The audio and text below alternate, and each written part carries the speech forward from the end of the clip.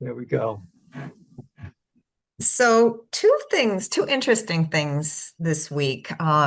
So in terms of this is suffering, I used it quite a bit when I noticed myself getting really upset over political things. Like I'd watch the news, oh my God, something else outrageous is happening, and it's like, oh, this is suffering, this is suffering. And it really helped to like bring the temperature down for me quite a bit to not be so emotionally reactive when I use that phrase. So that was very, very helpful. And, I feel like I'm in it even when I'm not actually watching the news so much. I'm thinking about all the consequences. And so, you know, it's been helpful for that. And the second thing is I wanted to share um, is a little story about like the connection between emotional suffering and physical suffering. So I had some minor surgery on my leg on Wednesday. And so the surgeon has you put on this like lidocaine, super, duper lidocaine cream on your leg, and then you have to wrap it up in saran wrap, right? So it numbs the leg. And I didn't realize that the surgery was starting so far up on my leg, like near my groin, and I didn't really put the cream up that far. I mean, I didn't know exactly where all the incisions were going to happen. So, she started the incisions, way, way up there, and I felt the first like two. It was really painful. And so she shot me up with some, lidocaine. But the trauma had already, I'd already felt the pain. Now the rest, so I had like 16 or 17 incisions. The rest of them were all done on the numb part of my leg, and I didn't feel a thing, right? Nothing. So as this was a week ago, as I'm healing, wouldn't you know, the only two incisions that actually hurt are those first two where I had an emotional reaction to it, and they're actually healing not as fast. Like the others, the bruises are already like yellow and green, and these two are still purple. So I just thought, wow, this is really fascinating to me because none of the others had an emotional reaction. I couldn't feel them at all. And I haven't felt any pain, not any pain at all from those other, 15 incisions, but those two where I felt the pain, yeah, they're sore. So I just thought, I didn't know what your thoughts were on like how much suffering, is caused by the emotional reaction versus the physical, trauma. Yeah. Wow, that's such an interesting story, Karen. But I mean, my thoughts actually go more to the brain. Um, it's like pain it's not just like objectively out there somewhere. It's in our minds. And literally, I mean, I think the brain is something that produces pain or it doesn't. And it makes sense to me that when your consciousness was engaged with the incision, that something lit up in the brain that wouldn't light up in the other ones. And that continues to be what gives you pain. Um, pain doesn't have the objectivity we think it does. There's a lot that feeds into it. And so your emotions and just the fact you felt something there with the incision may make a difference in what you're going to feel from then on and what literally your neurons are communicating to you about what happened there. So that's the best I can do. It's fascinating. Well, I'm just wondering if, I didn't think to use like this is suffering, but if that's like a mitigating factor too to ease the emotional trauma, It you is. know? If it Yeah. lowers your emotional reactivity, then what it's basically saying inside is, this isn't so bad.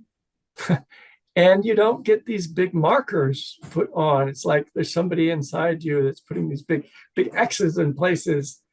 This is a problem, and so things don't get as charged.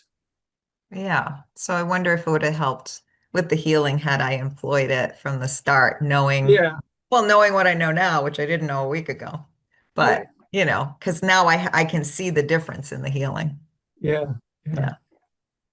All right. Well, thank you. It's very interesting. Yeah, the mind and the body are not separate. They really aren't. They talk to each other. In fact, they are the same in some ways.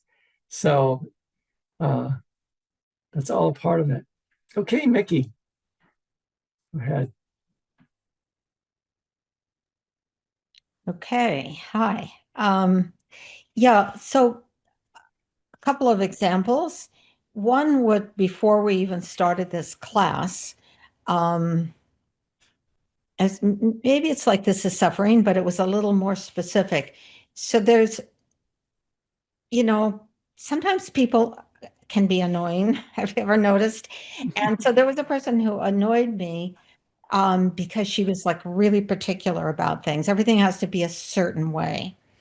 And it impacts me. I'm not going to go into details, but I thought to myself at one point, because she was doing something that just seemed to me, I don't want to diagnose her, but I would call it almost like compulsive, to make things just so. And I thought to myself, how awful that would be if I felt so compulsive that everything had to be just so.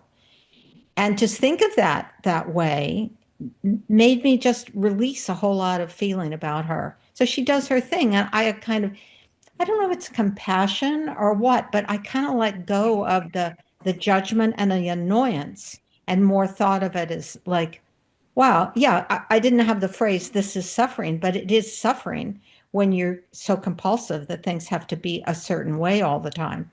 Yeah. That was And you that was did open your heart just to make that reflection, oh, of what it would be like to have everything just so. yeah, That yeah, there is suffering there. right. Yeah.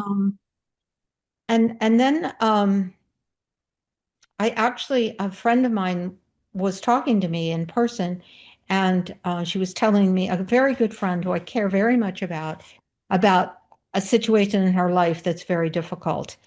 And I actually was looking at her and I thought to myself, this is suffering. I was able to think of that. Um, and I certainly had a strong feeling of compassion, but I think, I mean, I have that, it's not hard for me to feel that way toward her because she's a very dear friend. And but it was interesting that I was able to say that.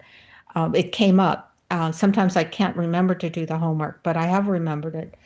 Um, and one of the things I do is I volunteer at Manna Kitchen, which is a place where we feed people, many of whom are unhoused, and who many of whom I'm sure have mental health issues. So you see, I mean, you see the suffering. It's really pretty clear. Mhm. Um, and I'm really quite comfortable with these people, but also being able to just see that, um, yeah, I think one of the things that phrase does is it takes away the judgment. Um, and I also still use I want to be here for this a lot. So now I want to be here for this suffering. So you see, you can do two things at once. You can do both at once. Absolutely. Yeah. March things at once. I want to be here for the suffering. Um, Yeah. and I mostly have been noticing it in other people. I haven't had a lot of my own personal, but yeah, it's great and it's very useful and I appreciate it. All right. Thank you, Mickey. Good. JM. Hi, I found the homework really helpful this week. I had a few moments where I was feeling really flooded, and when I remembered the phrase, "this is suffering," it was, it almost felt like I was able to anchor or experience something more capacious than just the restriction of the emotional overwhelm I was experiencing. And this may be overly simplistic, but when we were in the breakout rooms, I had heard something before where suffering's like an equation. So on one side you have pain and resistance, and then the outcome is suffering. And it made me think of something probably about 10 years ago when I was in your class at Amherst College. Conway, I think it was you who said something like, nothing is wrong here. And when you shift into that state of non-resistance, that part of, for me, that more capacious experience comes from the shifting out of the resistance into the opening and the allowing. So yeah, I just wanted to share Thank you. that. Yes, absolutely. Beautiful. So much. So much from just one phrase. Anyone else have something to add? Paul? Just real quick to go back to what Lisa was saying. I had an experience like that where I was doing, I think it was vase breathing, but it was just an audio meditation. And I couldn't feel my body. And then whoever was speaking said, now look into your stomach. And I didn't really know where my stomach was, but I looked into it, popped out of my body, was out of my body. And then he started talking again, and I looked down and I could see my body, and I'm like, there's no way my consciousness is gonna fit back into that little thing, but pop back into it. And I'm like, and what made me think of that is you said, oh, I don't like being in this body. And I was in my 30s, I was young, and I was just like, I felt good, but I could feel just the weight of having a human body and the consciousness of not having it. And just don't be afraid. Things may happen, but it was just an experience and it was cool. That's all. Yeah. Yeah. It was, Thank it you. was Thank you, Paul.